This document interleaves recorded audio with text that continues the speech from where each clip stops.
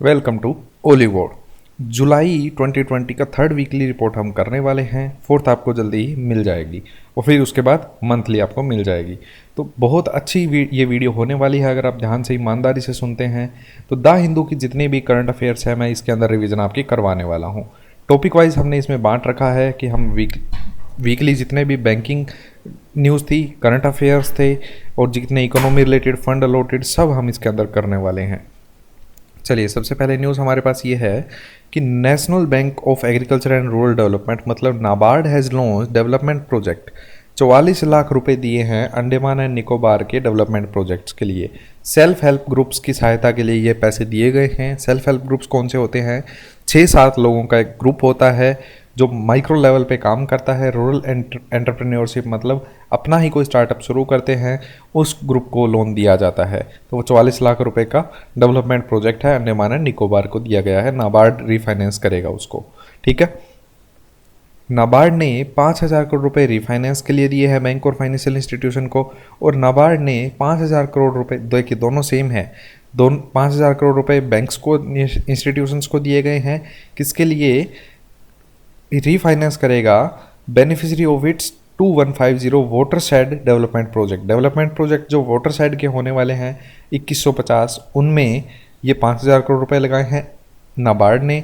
और नाबार्ड ने 5,000 करोड़ रुपए किसको दिए हैं? ट्रांसफॉर्म करने के लिए प्राइमरी एग्रीकल्चर क्रेडिट सोसाइटीज़ को into multi service centres. Multi service centres में कन्वर्ट करने के लिए जो प्राइमरी एग्रीकल्चर क्रेडिट सोसाइटीज़ हैं उसके लिए 5,000 करोड़ रुपए दिए हैं। तो ये आपको बोरिंग लग सकता है या आपको याद करने में मुश्किल लग सकता है, लेकिन नाबार्ड का है इसलिए इंपॉर्टेंट है, ठीक है। वीज़ा इंपॉर्टेंट है। वीज़ा सिक्योर, वीज़ा एक ग्लोबल जो लीडर है, आपको पता होगा पेमेंट टेक्नोलॉजी के अंदर वीज़ा मास्टर कार्ड आपने सुना होगा नाम। तो वीज़ा ने टाई अप किया है फेडरल बैंक के साथ to launch Visa secure. Bank के जो कार्ड होल्डर हैं फेडरल बैंक के, उन्हें वीज़ा सिक्योर प्रोवाइड करवाया जाएगा। ये एक मॉडर्न टेक्नोलॉजी बेस्ड है, इसके डीप में हमें नहीं जाना ये क्या है क्या नहीं। हाँ, वीज़ा सिक्योर किसका प्रोडक्ट है? वीज़ा प्लस फेडरल बैंक का, आपको ये याद रखना है।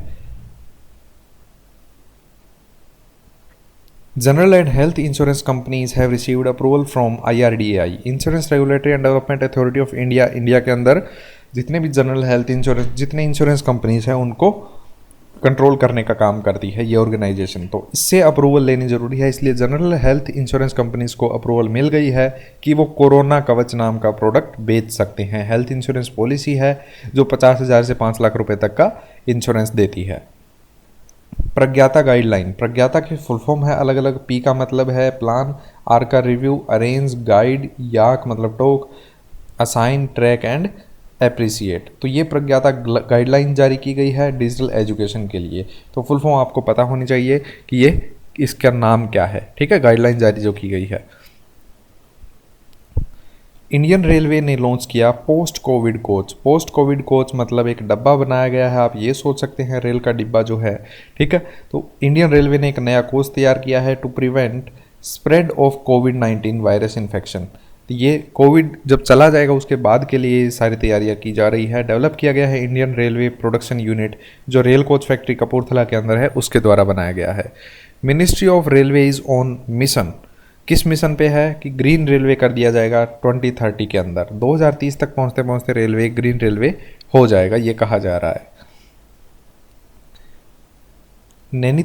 National bank of agriculture and rural development bank, NABARD ने ऑर्गेनाइज किया फर्स्ट डिजिटल चौपाल। डिजिटल चौपाल अपने 39वें फाउंडेशन डे के ऊपर मार्क करने के लिए, 39वां फाउंडेशन डे जब आया तो डिजिटल चौपाल लगाई गई नाबार्ड के द्वारा।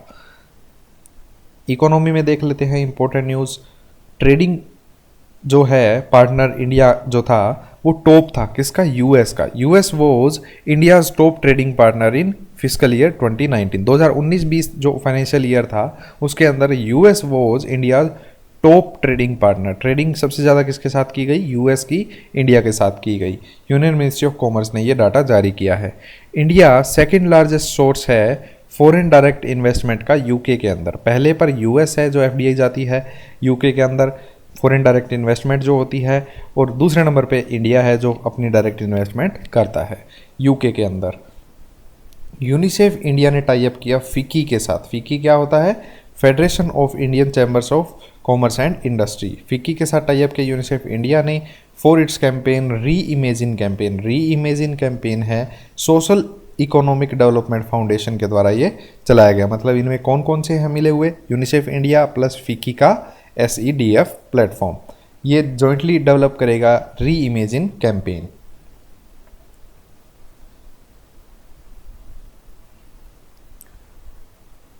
फंड अलॉटेड देख लेते हैं। गूगल ने $10 बिलियन इन्वेस्टमेंट की बात की है। सुंदर पिचाई जो गूगल के CEO हैं उन्होंने कहा कि 5-7 साल के अंदर हम $10 बिलियन की इन्वेस्टमेंट करने वाले हैं Google for India digitisation fund नाम से। ठीक है, तो $1 ₹75 के अराउंड माना जा रहा है, तो 75,000 करोड़ की रफली ये इन्वेस्टमेंट आप बोल सकते हैं। तो बहुत बड़ी इन्वेस्टमेंट है, इसलिए ये क्वेश्चन बनता भी है। रैंकिंग एंड रिपोर्ट की बात अगर हम करें तो India 3rd top most country है ग्लोबल मैन्युफैक्चरिंग रिस्क इंडेक्स के अंदर। ग्लोबल मैन्युफैक्चरिंग रिस्क इंडेक्स जो एनुअल जो रिपोर्ट जारी होती है वो किसके द्वारा होती है, US based property consultancy Cushman and Wakefield, Cushman and Wakefield जारी करता है global manufacturing risk index. China और US है टॉप के ऊपर, फर्स्ट और सेकंड, थर्ड है India, top most country in global manufacturing risk index. Scheme कोई थी नहीं, कमेटी कोई थी नहीं, MOU होता तो कर लेते, सेंटर ओपन कोई हुआ नहीं क्योंकि कोविड के कारण कहीं पे भी इनॉग्रेशन नहीं हो रहा किसी चीज़ का, ऑनलाइन हो रहा है जो भी हो रहा है। स्टेट देख लेते हैं। अंजी खाद ब्रिज, अंजी खाद ब्रिज रेलवे मिनिस्टर ने अनाउंस किया इंडिया का first cable stayed railway bridge, cable के ऊपर ये स्टे करने वाला पहला रेलवे ब्रिज है अंजी खाद ब्रिज, जो कनेक्ट कर रहा है कटरा रेसी को जम्मू कश्मीर के अंदर। तो इंपॉर्टेंट है कि जम्मू कश्मीर के अंदर है अंजी खाद ब्रिज, जो रेलवे मिनिस्टर के द्वारा अनाउंस किया गया कि first cable stayed railway bridge है। किसके द्वारा डेवलप किया गया है, कोंकण रेलवे कॉरपोरेशन लिमिटेड के द्वारा। Women safety wing, Telangana state police ने अनाउंस किया कि वो लॉन्च कर रहे हैं कैंपेन साइब हर, साइब हर कैंपेन लॉन्च किया गया तेलंगाना स्टेट पुलिस के द्वारा। मध्य प्रदेश की 2 न्यूज़ है, एक तो ये है कि मध्य प्रदेश ने टॉप किया है PM स्वनिधि स्कीम को, इम्प्लीमेंटेशन को। ठीक है, PM स्वनिधि की इम्प्लीमेंटेशन में टॉप करने वाला स्टेट है मध्य प्रदेश। ठीक है, स्ट्रीट वेंडर जो आत्मनिर्भर निधि जो प्राइम मिनिस्टर जी के द्वारा चलाया गया था कैंपेन उसमें, और दूसरा क्या है,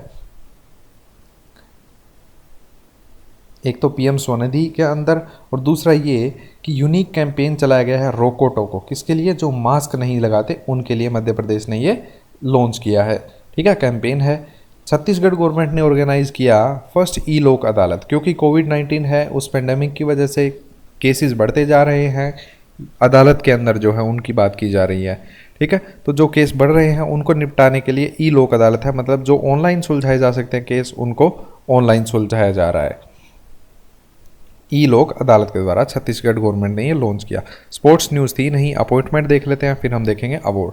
अशोक लवासा जी को अपॉइंट किया गया है vice president of ADB, Asian development bank. मतलब ये बहुत बड़ी न्यूज़ है। अशोक लवासा जी जो हमारे पहले, आप बताइएगा क्या रह चुके हैं, has been appointed as vice president of ADB, Asian development bank. Award देख लेते हैं। NTPC को अवार्ड दिया गया है prestigious CII ITC sustainability award 2019, outstanding accomplishment in corporate excellence category. पूछा क्या जाएगा, कॉर्पोरेट एक्सेलेंस कैटेगरी के अंदर CII ITC सस्टेनेबिलिटी अवार्ड किसे मिला, तो NTPC लिमिटेड को। या ये पूछा जा सकता है कि NTPC लिमिटेड को CII ITC सस्टेनेबिलिटी अवार्ड दिया गया किस कैटेगरी के अंदर, तो कॉर्पोरेट एक्सेलेंस कैटेगरी के अंदर। तमिलनाडु के चीफ मिनिस्टर E.K. पलनीस्वामी को अवार्ड दिया गया पॉल हैरिस फेलो रिकॉग्निशन। ये किसके द्वारा दिया गया है, रोटेरी इंटरनेशनल शिकागो के अंदर जो रोटेरी फाउंडेशन है उसने दिया। तो पॉल हैरिस अवार्ड किसे मिला, E.K. पलनीस्वामी जी को, तमिलनाडु के जो CM हैं। चीफ मिनिस्टर दर्पण वेबसाइट और मोबाइल ऐप, छत्तीसगढ़ गवर्नमेंट की जो एक एम्बिशियस स्कीम थी सुराजी गांव स्कीम, उसको कवर करने के लिए ये 2 वेबसाइट लॉन्च की गई थी, एक दर्पण वेबसाइट और एक मोबाइल ऐप बनाई गई थी। उसे अवार्ड दिया गया है इलीट एक्सीलेंस अवार्ड, किसको, चीफ मिनिस्टर दर्पण वेबसाइट और मोबाइल ऐप को। तो कौन से स्टेट से बिलोंग करती है ये, छत्तीसगढ़ से, छत्तीसगढ़ से बिलोंग करती है excellence award, elite excellence award 2020।